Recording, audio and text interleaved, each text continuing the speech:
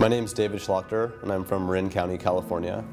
And a couple years ago, my wife and I had an opportunity to go on assignment for 2 months in Tel Aviv, Israel, for an alternative energy project. And we ended up staying for almost 2 years because we absolutely fell in love with the place.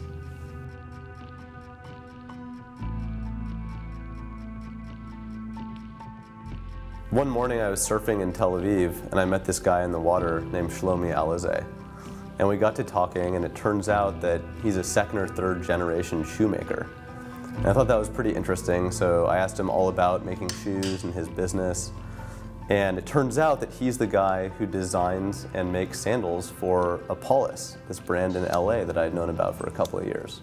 So I started asking a lot of questions about his process, and the more I asked, the more he revealed, and eventually I learned that his partner in the production of the sandals are actually based in Hebron.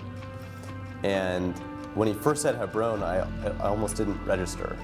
And I said, Hebron, like Hebron in the Palestinian territories, Hebron? And he said yes. And I didn't realize that there was really any communication, let alone collaboration, across the border between Israel and Palestine. So my question to Shlomi was, how do you get to Hebron? And it turns out that as an Israeli, he legally cannot go to Hebron without some kind of special permission. And he actually hadn't ever been to Hebron. And so I asked, well, how do you conduct business? And he said, well, we've been communicating for the last 5 years only via video Skype.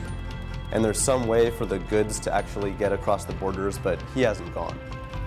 And I thought, Shlomi, if you were interested, wouldn't it be kind of cool to go there for the first time and meet them face to face? And he thought about it for a minute, and then I could tell he got a bit excited by the prospect, and then he asked, how's that possible? At the time, my wife was working on a cross-border environmental project, and through her office, she had the ability to get a one-day visa for Shlomi that would allow him to legally travel to Hebron. And when we told him this, he got really excited because I think he believed for the first time it actually would be possible to travel to Hebron and meet his partners, Mira and Hijazi, face to face for the first time.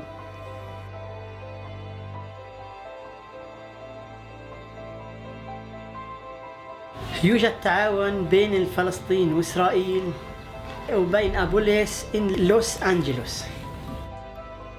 When we were in Hebron, one of the most powerful things that I heard was when Shlomi's partner Hijazi said, look, we have interactions and transactions across this border every day by operating our business. And with every transaction, every interaction, we get to know each other a little more, we get to trust each other a little more. And that's how a friendship is built, and that's how trust is built. And there's really no telling how far that can go.